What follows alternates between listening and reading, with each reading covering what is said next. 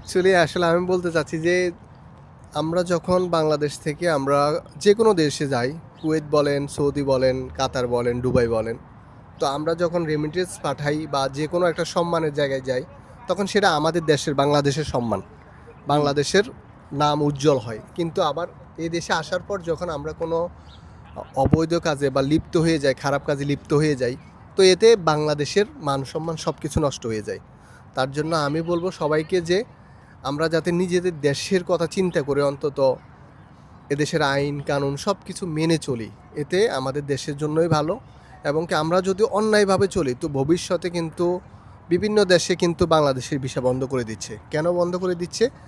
আমাদের চলাফেরা কিছুটা ঊর্ধ্বগতিতে হয়ে যাওয়ার কারণে আমাদের ভিসাগুলো বন্ধ হয়ে যাচ্ছে। আমি বলবো যে যেটা এইসব দেশ হচ্ছে আরব দেশ, এখানে আইন কানুনগুলো খুবই কঠিন। তার জন্য সবাইকে এদেশের আইন কানুন মোতাবেক চলতে হবে, এতে আমাদের বাংলাদেশের জন্যই ভালো। যাই হোক, এটাই আর কিছু না।